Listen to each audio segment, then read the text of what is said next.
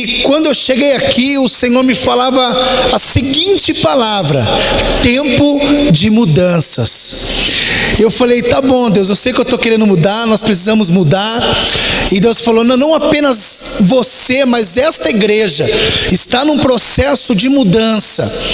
E às vezes, amados, nós não entendemos a mudança que o Senhor está querendo fazer em nós. É porque às vezes nós queremos dar o nosso jeito para Deus, para a nossa mudança. Mas nesta noite o Senhor quer nos levar ao entendimento que a mudança não vai ser da forma que nós queremos, mas é da forma que Ele quer. E eu quero te impulsionar nesta noite a você começar esse ato profético nesta casa. E você vai fazer o seguinte: você vai sair do teu lugar, você vai vir bem mais para frente, porque esse é o tempo de mudança na tua vida. A mudança, ela tem que te colocar para frente e nunca para trás. Quando ela está te colocando para trás, é porque nós estamos querendo fazer do nosso jeito. Mas, amados, o Senhor está fazendo mudanças na tua vida nesta noite. E já que você se levantou, né, aqueles que não mudaram porque já estão na frente, vai mudar de lugar, amém? Vem para frente. E outra, você vai ficar de pé, vai abraçar essa pessoa linda que está do teu lado, porque não é à toa que esta casa se chama Koinonia e Graça, comunhão. Então nós temos que estar em comunhão. Dá um abraço em pelo menos 10 pessoas aí, amém? Dá a paz do Senhor, dá um cheiro, amém? E é um tempo de mudança, aleluia. Glória a Deus pela tua vida, amado. Entenda que nós estamos num tempo de mudanças. Estamos num processo. Estamos sendo aperfeiçoados em Cristo. Amém? Pode se assentar, querido, fique à vontade. Glória a Deus. A palavra que eu tenho mais ouvido da parte do Senhor é processo. A palavra que eu tenho mais ouvido nesses dias é mudança. E isso é bom, amados. O amado do louvor aqui estava falando sobre maturidade. E maturidade, amados, não vem com a idade muitas vezes. Às vezes a pessoa tem 40, 50 anos e ainda é imatura. Então, amados, nesta noite o Senhor está iniciando em nós, eu creio que Ele já tem iniciado em cada um de nós esse processo de amadurecermos, não para nós, mas para Ele. Eu quero que você abra a tua Bíblia aí, por gentileza. Tem uma história fantástica para tratar com vocês, no livro de Gênesis capítulo 39. Eu quero falar sobre um filho nesta noite. E na verdade um relacionamento entre um pai e um filho. Aleluia. Gênesis 39.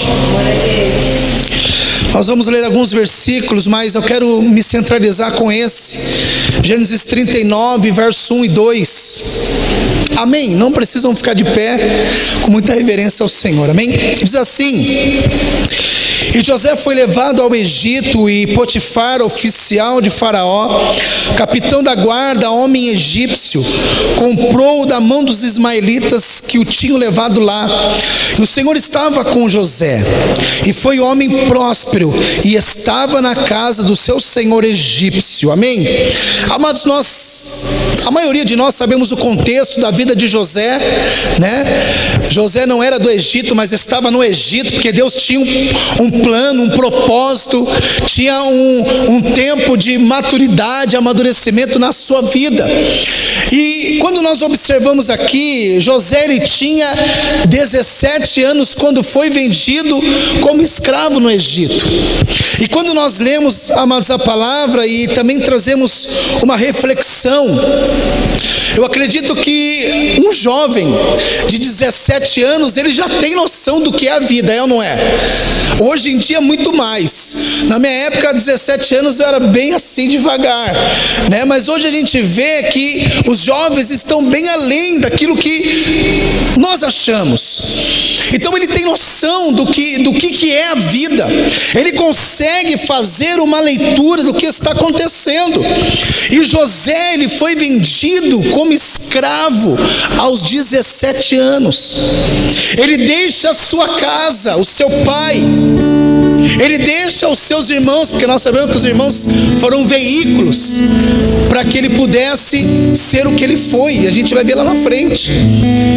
E com 17 anos nós sabemos, amados, se tivemos ou se estamos tendo, para os jovens, uma infância traumática, uma infância abusiva, ou uma infância com muito amor, com muito afeto e muito carinho. Amados, nesta noite o Senhor quer tratar conosco um relacionamento entre pai e filho. Amados, eu contei isso na minha congregação. Eu nunca tive um pai biológico e nunca tive uma mãe biológica que cuidou de mim, que me deu educação, que me ajudou, que me deu destino. Deus levantou a minha avó para que cuidasse de mim. Mas quando eu vim para a casa do Senhor, para mim foi terrível. Para que eu pudesse me identificar com o Abba, foi complicado, porque eu não tinha uma identidade de pai, uma referência de pai. E aí nós olhamos, amados, a vida de José aqui, vendido como escravo, foi tirado do convívio dos seus pais.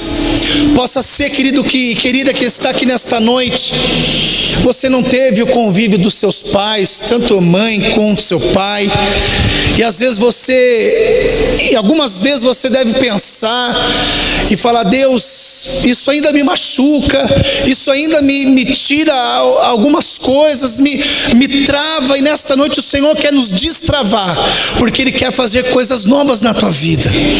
E aí, amados, quando nós vemos a vida de José sendo vendido para a casa de Potifar e Faraó, aquele jovem, como nós acabamos de ler, era um jovem próspero.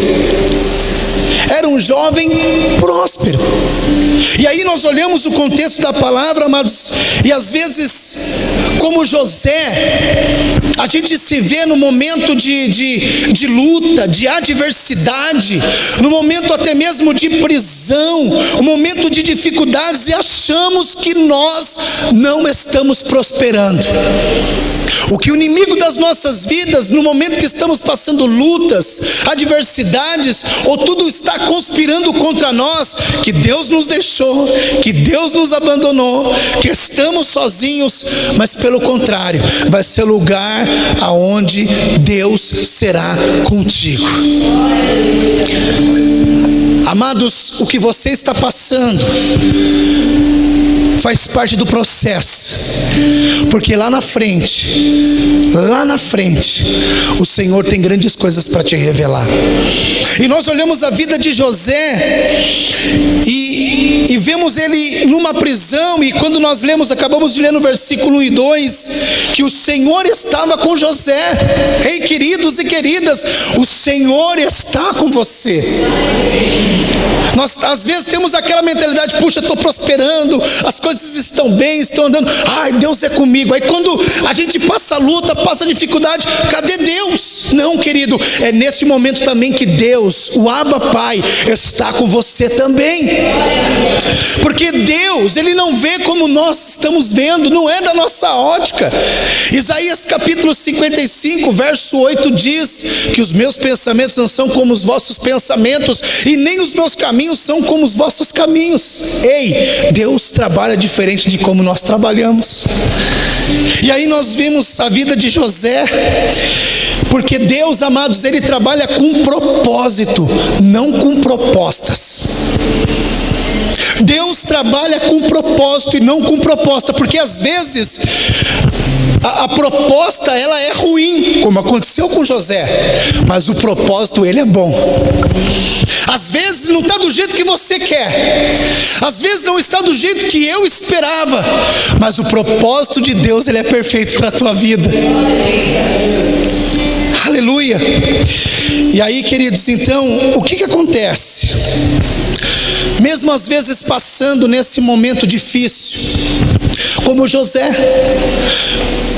numa escravidão, numa prisão, é aí, meu amado, que vai ser o teu melhor período diante da presença do Senhor. Pensa um pouco, lembra quando você passou aquelas lutas e falava assim: eu não vou conseguir, eu não vou passar, e já era, e eu vou morrer aqui. E você se tornou mais forte, e você olha para trás e fala: puxa, olha o que eu passei, olha o que eu sou hoje. Então, amados, esse processo, seja ela de luta ou processo para crescermos e amadurecermos, nós vamos ter que tirar algumas coisas, vamos ter que limpar algumas coisas, porque se nós estamos querendo crescer, tornarmos filhos maduros, aquela imaturidade que é em nós vai precisar ser arrancada, e às vezes vai doer um pouco, ou muito. E nós olhamos, amado, o interessante é que quando José foi vendido, naquele tempo ninguém pegava qualquer um como escravo. Se nós olharmos a palavra de Deus atrelada a este capítulo, fala que José era um homem muito formoso. Então o escravo, ele tinha que produzir alguma coisa. O escravo, ele tinha que fazer alguma coisa na casa de Potifar, na casa de Faraó. Então, olha o versículo 3 comigo, por gentileza. Vendo pois o seu senhor que o Senhor estava com José, e tudo que ele fazia, o Senhor nosso Deus prosperava em sua mão, José achou graça em seus olhos e servia-o, e ele o pôs sobre a sua casa, entregou a sua mão e tudo que ele tinha. E aconteceu que desde que o pusera sobre a sua casa e sobre tudo que tinha, o Senhor abençoou a casa do egípcio por amor de José, e a bênção do Senhor foi sobre tudo que tinha na casa e no campo, e deixou tudo o que tinha na mão de José. Para por aqui. Queridos, quem era o pai de José? Quem sabe aqui, dá um glória aí, fala aí. Quem era o pai de José? Quem acertar, dá um abraço depois. Quem era? Jacó. Aquele Jacó que a gente lembra, o traíra, o traiçoeiro. E olha quem era José. Deus era com ele, ele era próspero, o Senhor estava com ele, filho na nossa concepção, claro, não anulando que ele era de um traiçoeiro, daquele que gostava de dar o jeitinho brasileiro. Então José era filho de Jacó. E repara, amados, o interessante que o que aconteceu na vida de José foi repetição ou reflexo do que era na vida de Jacó. Porque Jacó foi um cara próspero e o seu filho também foi próspero. Nós temos um Deus maravilhoso, um Deus todo-poderoso. Nós temos um Pai que nos ama, e por isso que nós devemos também refletir aquilo que Ele é. E nós olhamos, amados, que a história aqui na vida de José se repete, porque ele via quem era Jacó. Então o que Jacó foi, vamos levar para o lado bom, tá? Depois a gente vai lá para o lado ruinzinho. Mas o que Jacó fez aconteceu na vida de José. Olha a importância do pai, da mãe na vida dos seus filhos. E nós olhamos, amados, que talvez você passou, eu passei também às vezes, algumas repetições em casa. Olha que interessante. Às vezes o avô foi um mulherengo, o pai foi mulherengo, o filho é mulherengo, o neto é mulherengo, e por aí vai. E aí, amados, nós temos que repensar. Primeiro, quem nós somos em Deus. Quem eu sou? Quem eu sou dentro da minha casa? Para aqueles que têm filhos aqui nesta noite, qual é o reflexo que os meus filhos, ou meu filho, minha filha, está vendo em mim? E, amados, nós olhamos aqui, Jacó foi um cara muito trabalhador. Ele passou muito tempo na casa de Labão. E quando Labão viu, peraí, esse camarada aí tem alguma coisa diferente. Esse cara tem algo diferente. E ele falou assim: Jacó, por favor, não vai embora da minha casa não, fica aqui, porque onde você põe a mão tudo prospera. Se você vai para a esquerda, prospera na esquerda. Se você vem para a direita, prospera na direita. Se vai para frente, prospera, vai para trás, prospera. Fica aqui comigo, não vai embora. E nós olhamos, amados, que isso se repete na vida de José. Não importa onde você está, Deus está com você e você vai prosperar, meu querido. Olha que interessante, que tudo que Jacó colocava a mão aumentava, a bênção era sobre ele. E assim foi na vida de José, onde o nosso amado, meu amado aí, Jesus, colocava a mão, as coisas aconteciam. Se nós somos parecidos com ele, também vamos fazer obras como ele fez.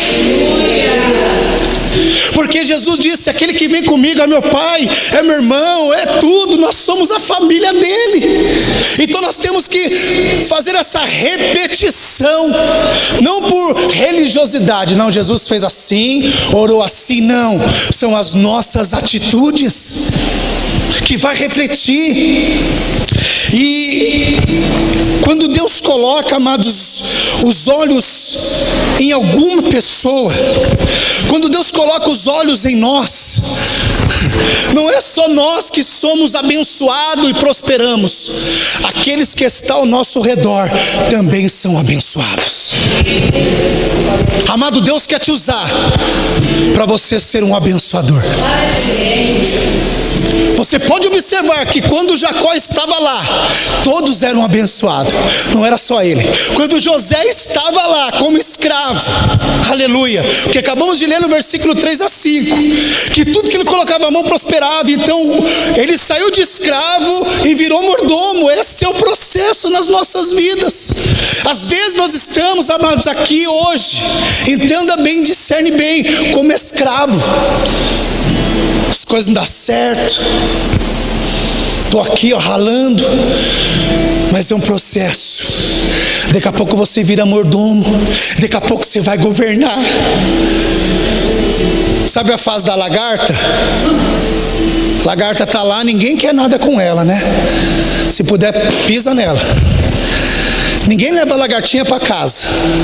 Ai, que lindinha, vamos cuidar. Ninguém pega. Ninguém tem um quadro lá de uma lagarta, olha que linda, não. Mas para ela virar uma borboleta, ela tem que passar pelo processo. Esse processo às vezes é o casulo, é o tempo da escravidão, é o tempo da prisão, é o tempo da luta, é o tempo das perdas. Ninguém gosta de perder, irmãos. Só o São Paulo. Uhul! Está cheio de corintiano aqui, aleluia. Obrigado, Senhor. Brincadeiras à parte, viu, irmãos? Mas, amados, voltando para o raciocínio, ninguém quer passar por perdas.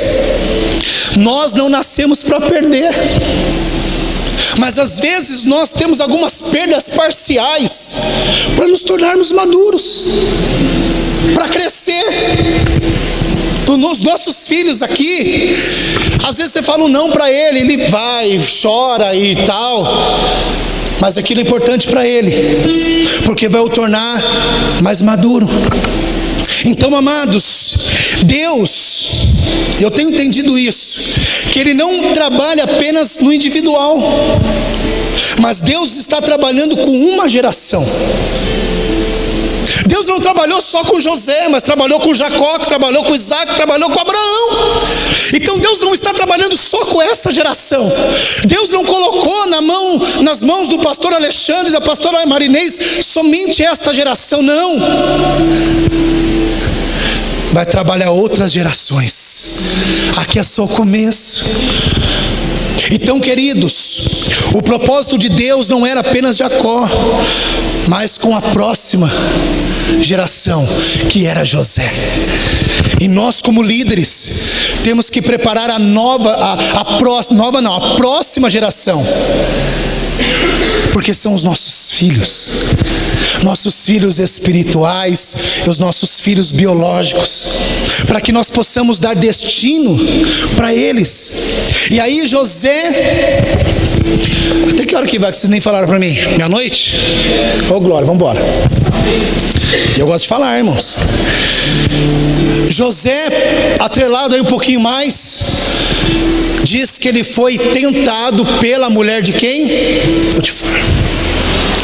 Um camarada que estava prosperando em Deus, que Deus era com ele. A palavra diz que a mulher de Potifar o tentou. Engraçado é, amados, que agora quando Deus começa a usar a vida de José lá, olha o que aconteceu. E nós precisamos discernir isso e entender que quando, amados, você começa a ser útil na obra de Deus, se prepara. Não é para você ter medo.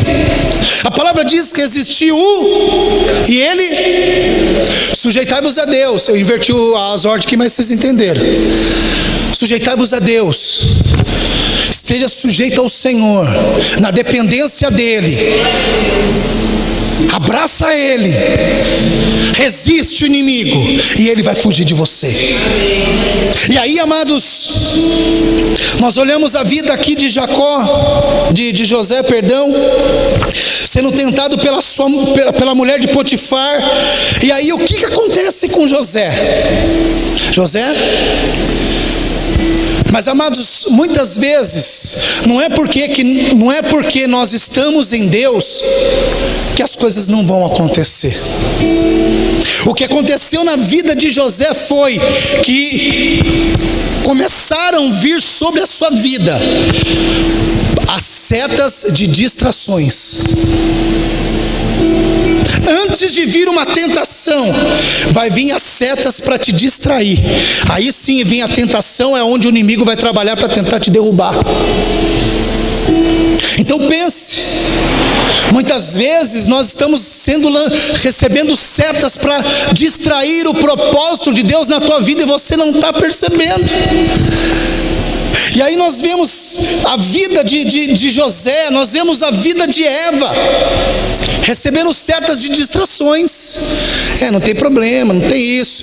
A gente vê Davi, quando estava lá na janela olhando, recebendo setas de distrações. Porque o homem e a mulher de Deus, ela não cai, ele vai caindo. A gente não cai da noite para o dia, do dia para a noite. Vai caindo, é um processo. Então o que a mulher de Potifar foi na vida de José, foi um objeto para distração, para que José saísse do propósito de Deus na vida dele. Porque se José tivesse caído, não era apenas José que seria atingido, uma geração seria atingido e iria morrer de fome. Então, amados, quando nós saímos do propósito de Deus, não é só nós que saímos. Para quem é casado, piorou. A esposa sai, o filho sai, a família sai. Então não saia daquilo que Deus mandou você fazer. E aí nós olhamos, amados, que naquele momento que José estava sendo tentado tal, a palavra não diz que desceu anjo, que ele foi protegido. Não.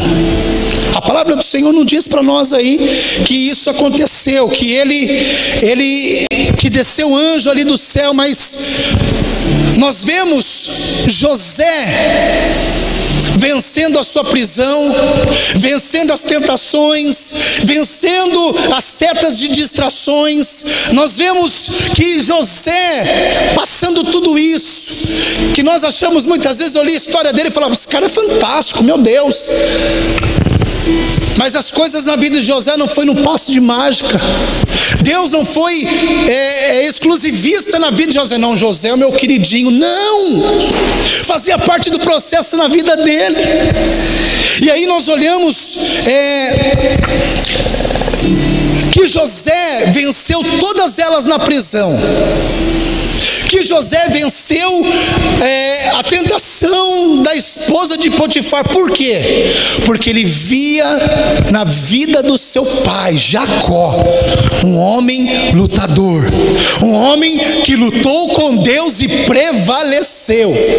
Ele via a figura paterna, um homem que tinha bravura, que não recuava, que ia para cima. E a gente vê também, amados, que quando José, a gente acha isso lindo, né? E é verdade, o cara é corajoso, foi bom. Ele foge da mulher e a gente fala: uau, esse cara é tremendo. Fugiu da mulher, sabe por quê? Porque Jacó, todo mundo sabe que ele pelejou para conquistar a mãe de José.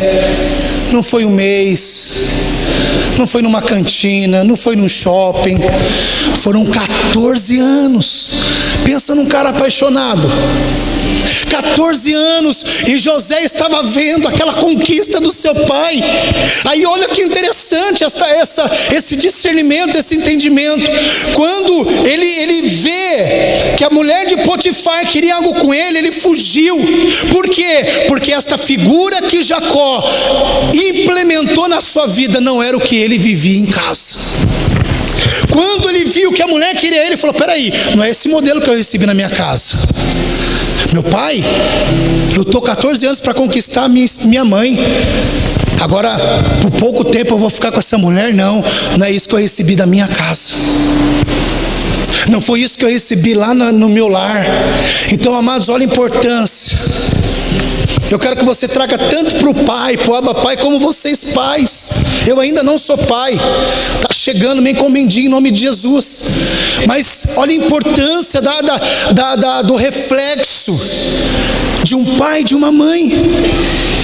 Quando José, ele caiu fora, correu fora, é porque ele foi ensinado pelo seu pai que aquilo não agradava a Deus, porque José falou assim: eu iria fazer isso contra Potifar? Não, contra o Senhor. Jamais eu vou fazer isso. Então, queridos, olha que importante, é o pai que dá destino para os seus filhos. Se Jacó não fosse o que foi na vida de José, não ia acontecer tudo o que nós sabemos aqui, que nós não precisamos ficar lendo e relendo, porque o filho, ele não se preocupa com aquilo que o pai está falando, mas com aquilo que o pai está fazendo. Então, José via no pai o reflexo de um cara: pô, meu pai é lutador, lutou com Deus. Pô, ninguém lutou com Deus, meu pai lutou. Olha, meu pai demorou 14 anos para conquistar minha mãe. E eu vou cair? Eu vou perder a minha bênção? Eu vou perder o propósito de Deus? Não. Então, amados, Deus só estava prosperando também José, porque Deus tinha uma aliança com seu pai Jacó. Deus é um Deus de aliança. Deus é um Deus de aliança. E aí eu pensei uma vez, preparando essa palavra, meditando, eu falei: Deus, e aí, como é que fica a minha história? Meu pai não teve aliança com o Senhor, também nem sei quem é. Aí Deus falou comigo assim: olha, não importa quem foi o seu pai, não importa. Eu falei: mas tudo bem, Deus, não me convenceu muito, mas vamos lá. Ele falou assim: olha, Terá, pai de Abraão, não teve aliança comigo, mas Abraão teve. Se o teu pai não teve aliança com Deus, vai começar a partir de você, vai começar a partir de mim. E aí a gente vê, amados, que a aliança que Deus fez com Abraão, Abraão não fez milagre nenhum, Abraão não ressuscitou nenhum morto, Abraão não fez chover, Mas Abraão prosperava, e essa prosperidade passou para Isaac. E a gente vê a história de Jacó passou para José. Ei, através da tua vida, através de você, os teus filhos também vão prosperar. Através dos pais espirituais aqui, quanto mais eles prosperarem, vocês vão prosperar. E aí, o plano de Deus, amados, era alimentar uma geração. A gente às vezes assim, Deus vai alimentar minha congregação lá em Jundiapeba. Não. Se Deus nos colocou nesta casa, porque Ele tem um propósito. Então Ele não quer alimentar um irmão, uma irmã, Ele quer alimentar uma geração. Abraão, Isaac, Jacó e José. Amados, o Senhor está nos chamando nesta noite, tanto os filhos biológicos como os filhos espirituais, serem melhores do que nós, a voarem mais alto do que nós. Eu tenho falado isso lá. Às vezes nós, como pastores, ficamos com medo, com receio. E aquele irmão está pregando melhor, aquela irmã está orando melhor. Deixa que ore melhor, deixe que pregue melhor, deixe que tenha mais relacionamento com Deus. Busque mesmo ser melhor, não maior, mas melhor que o teu pai. E aí, a coisa que Jacó fez foi o quê? Transferir a José aquilo que ele tinha recebido. Transfira, aleluia, aquilo que você tem recebido para outros. Não retém em você. Puxa, recebi, glória a Deus, que palavra maravilhosa. Pega essa palavra e manda embora. Passa. E aí, queridos, nós vemos a vida também de Jacó. Jacó tinha, ele estava numa briga lá doida, Esaú e Jacó. Depois você lê na sua casa, em Gênesis 33. Jacó estava com medo, e Jacó resolveu reatar a sua aliança com o seu irmão Esaú. E a palavra diz que Jacó estava com medo, tão medo, que mandou levar presentes. Que às vezes você manda uma lembrancinha para dar uma acalmada no coração, como diz a palavra em Provérbios 21. Só que também ele falou, olha, vamos separar por grupos aqui, por famílias, porque se acontecer o pior, todo mundo sai correndo. Mas uma coisa que nem Jacó e nem Esaú pôde observar, que Deus já estava trabalhando no coração dos dois. Às vezes, amados, nós estamos magoados, tristes, ou precisamos pedir perdão. Eu não vou não. O que aquela pessoa vai falar? Às vezes ela está esperando uma atitude. Às vezes ela está esperando a mesma coisa, ou está pensando a mesma coisa que você. E a gente não sabe, não entende que Deus já está trabalhando no meio desse processo. E aí, amados, o legal disso aqui, que quando eles se encontram, a palavra diz que eles se abraçam, choram, se beijam. E quem é que estava do lado? O Josézinho. José estava do lado, vendo, conjecturando com vocês. Deve ter pensado assim, meu pai, ó, o cara é 10. Reatou com meu tio Isaú, olha que bom. E aí a gente entra na história de José de novo. José vendido pelos seus irmãos, que a gente sabe todo o contexto.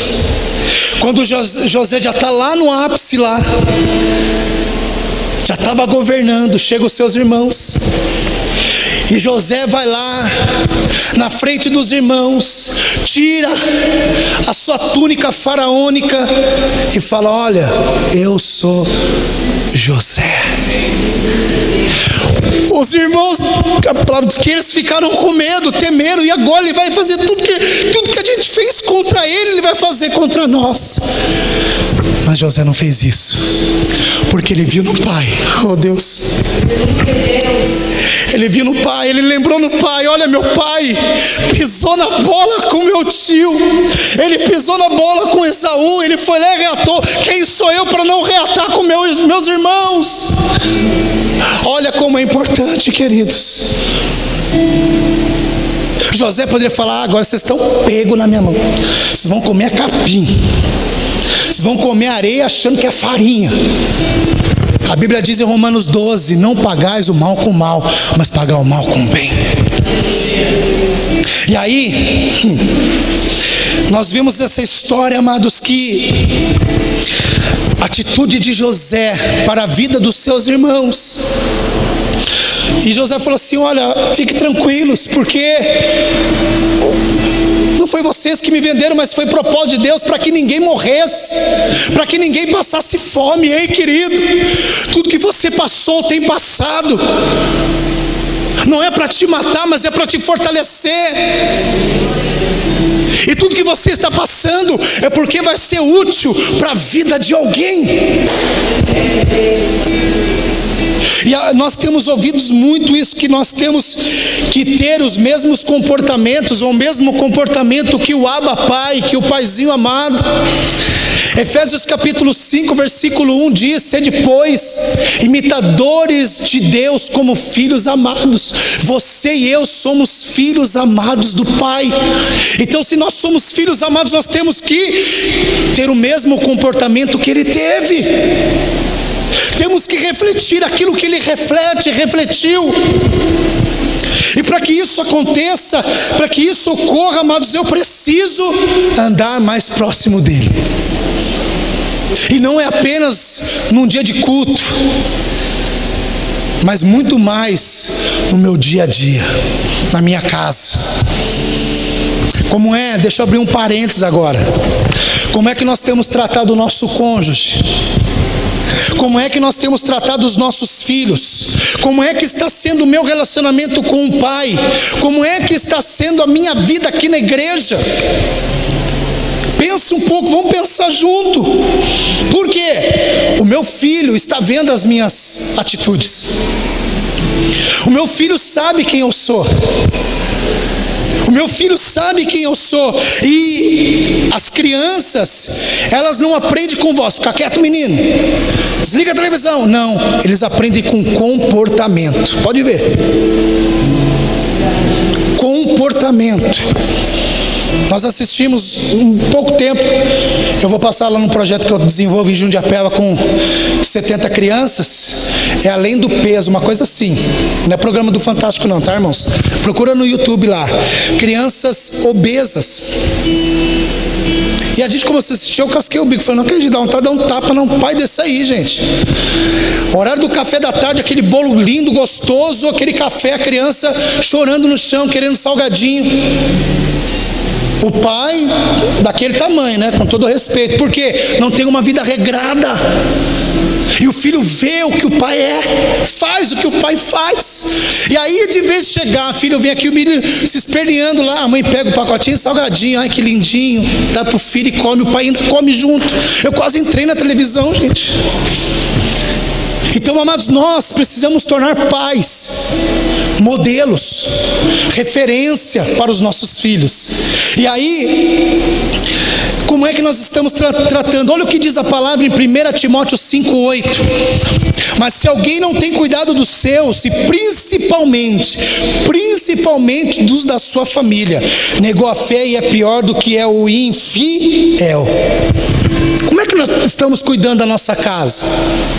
Ai, que palavra, ai, foi a deixa que o pastor deixou para eu deixar o ministério. Não é isso. Muita gente confunde, irmãos.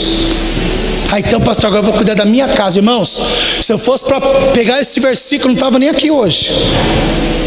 Que eu sou o cara que mais precisa aqui hoje de ser mudado, transformado. Minha esposa sabe aqui, ela pode até falar. Acho que ela vai ficar 1 hora falando de mim aí. Mas, amados, não adianta nós sermos algo aqui que nós não somos em casa.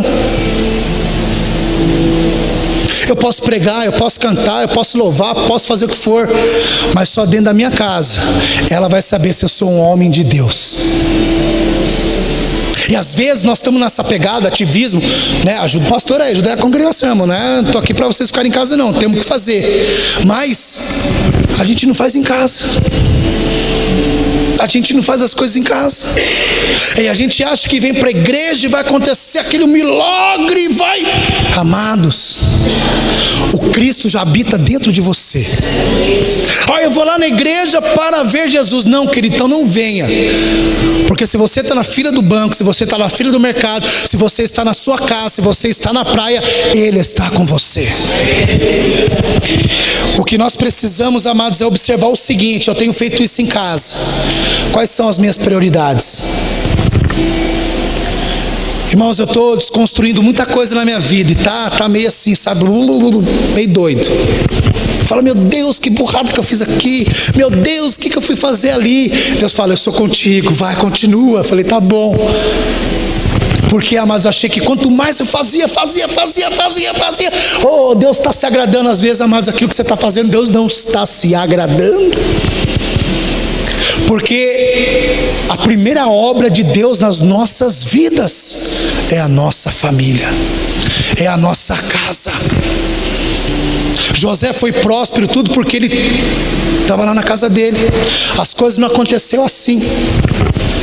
E aí, amados, o que acontece? A gente vê hoje uma sociedade, eu não fechei o parênteses ainda, tá? A gente vê uma sociedade hoje o quê? Ativista. Trabalha, eu sei que tem que trabalhar, tem que produzir, mas trabalha, não tem tempo para filho, não tem tempo para marido, não tem tempo para esposa. Amado, o sucesso não substitui fracasso familiar. Não vai. Pode ganhar rios de dinheiro, pode dar a melhor faculdade, pode explodir, pode levar no filho, falar, filho, escolhe.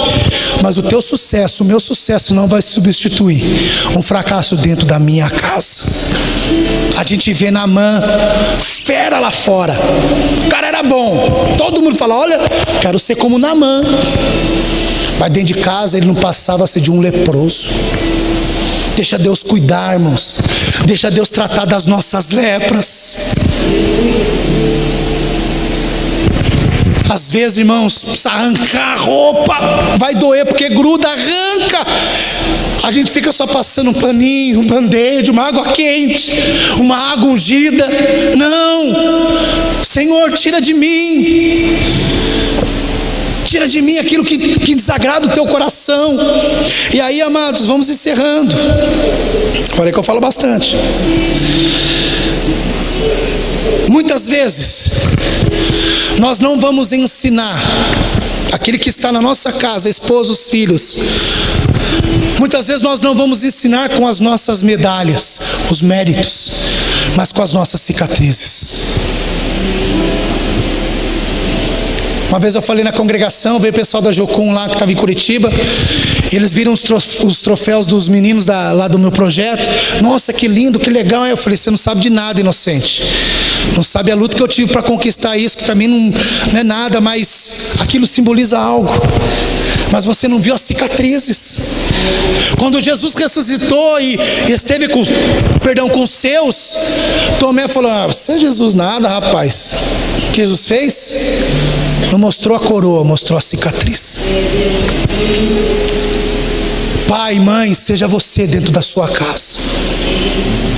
Irmãos em Cristo que estão aqui hoje, sejam vocês dentro da congregação. Por muito tempo nós levávamos a igreja como legalistas, que não entra pecado. Você não pode tomar ceia, que você está no banco, irmão. Todos nós somos pecadores, pois todos pecaram e carecem da glória de Deus. Todos nós precisamos de Jesus. Todos nós precisamos dessa escola, dessa oficina para nos tornarmos melhores. Ninguém aqui é melhor que ninguém. Por isso que na hora da Santa Ceia não se exclua. Mas eu pequei. Você tem que tomar ceia, meu irmão. É aí que você tem que tomar ceia. Pastor, hoje eu não vou no culto porque eu pequei. É aí que você tem que vir para a ceia. Porque a ceia é o lugar de reconciliação com Jesus e com o teu irmão. E aí, queridos, nós temos que aprender o seguinte com as cicatrizes. Quantas vezes, né? Eu sei que isso às vezes acontece com vocês, mas às vezes nós queremos nos tornar super-heróis para os nossos filhos: meu pai não erra, minha mãe não erra. Não, fale das suas mazelas, fale dos seus problemas, porque senão ele vai crescer e ele acha que o mundo vai tratar como o pai e a mãe tratavam dentro de casa. Às vezes, amados, nós erramos com aqueles que estão conosco, nossa casa. A gente, para os de fora, prepara o melhor banquete, é ou não é? Vai chegar visita em casa: o que você gosta de comer, pastor Wellington? Ah, eu gosto de comer tudo, menos estrogonofe. Beleza, faz o melhor. Põe aquela taça bonita, põe aquela toalha melhor que tem, até passa. E o que é que nós estamos fazendo para aqueles que estão conosco? Eu não sei de José ainda, porque José foi o que foi porque ele tinha algo na casa dele. O que é que nós temos feito para a nossa casa, para o nosso cônjuge, nossos filhos? Às vezes o esposo vem cansado e quer receber, ter um recebimento assim, bem legal da esposa. A esposa nem recebe o direito. Amor, o que tem para jantar? Se vira, tem ovo. Talvez tenha um miojo lá, se vira. Não, querido, nós precisamos desconstruir algumas coisas dentro de casa, porque quando nós chegarmos aqui, irmãos, a gente vai se jogar, nós vamos se adorar, vamos adorar o Senhor, nós vamos nos prostrar perante Ele, porque o teu culto não começa aqui, o teu culto começa na sua casa. E qual tem sido, queridos, a estratégia do inimigo esse tempo agora? Olha que interessante isso, aconteceu comigo antes de Cristo. O inimigo, a intenção do inimigo é tirar o pai da família, para que ele perca a referência, aquele que vai dar o destino. Quem quiser levantar a mão, tudo bem. Quem não quiser, tudo bem também. Quem aqui não foi criado por pai? Pai mesmo, pai. Não é luta, não é difícil. Hoje, graças a Deus, estamos um dia, mas é complicado. Até minha esposa, graças a Deus, tem tanta paciência comigo, irmão, porque tem coisas que eu não sei fazer. Não é verdade, amor? Ela que faz, troca o chuveiro, né, a resistência lá, né, a gente fez um tamborzinho lá, um púlpito, né, de lata. Quem é que fez mais? Não porque eu, um preguiçoso, não, porque eu não sei. Por que você não aprende? Eu tento, mas não vai. Tem quatro pezinhos, né? Quem apertou? Eu apertei só 2, ela apertou tudo. Se fosse a tua esposa, falar: homem frouxo. Não, amor, eu te conheço, eu sei como você é, mesmo assim eu te amo. Falei: obrigado. Porque, amados, eu não recebi isso quando eu era pequeno. Às vezes, nunca tive tanto problema, mas para você transmitir ou dar amor ao outro, quando você não tem um pai, é difícil.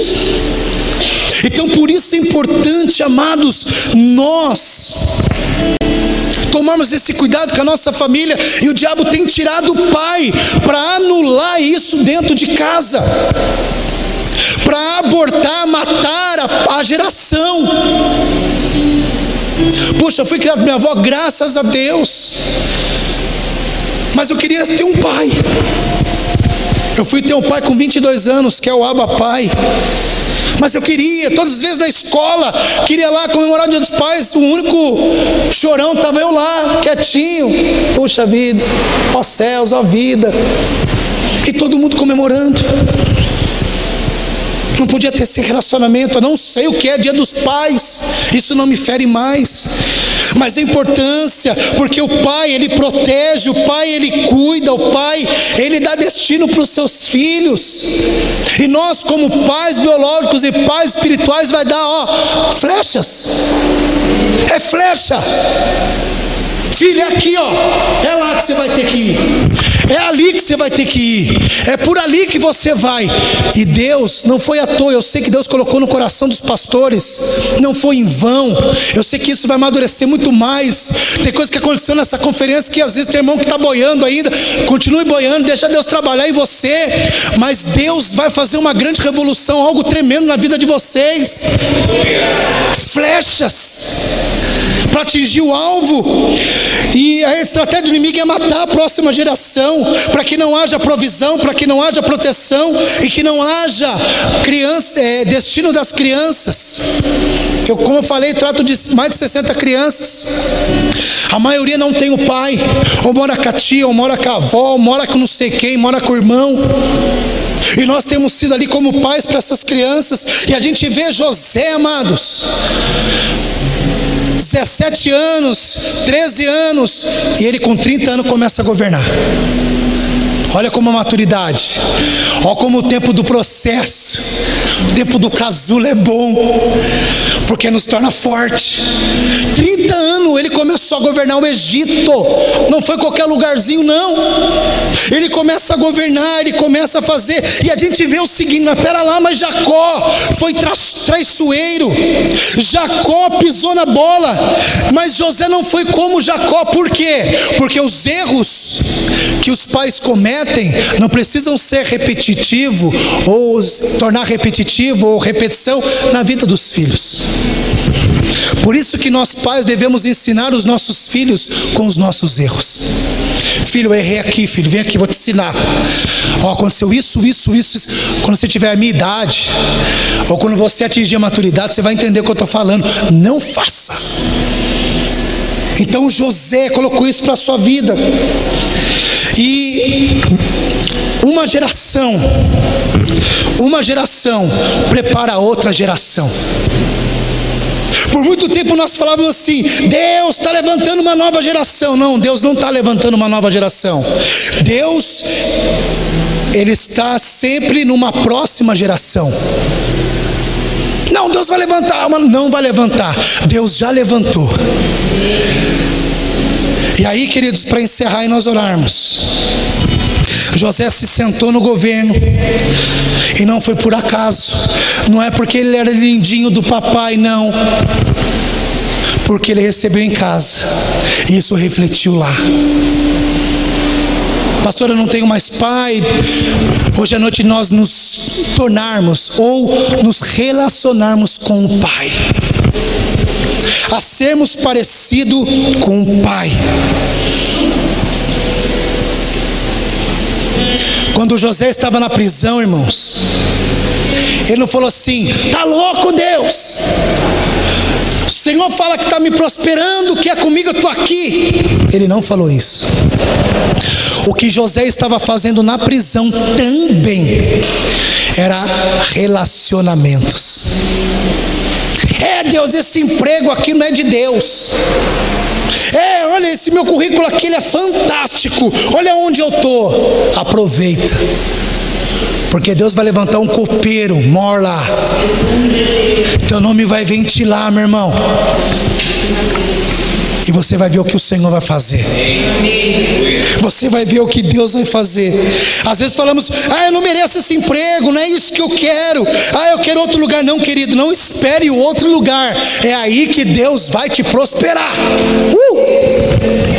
Quando eu tiver a melhor família, quando eu tiver o melhor emprego. Não, Ele vai começar aí.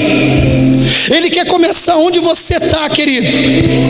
E eu quero te convidar a ficar de pé comigo nesta noite, por gentileza.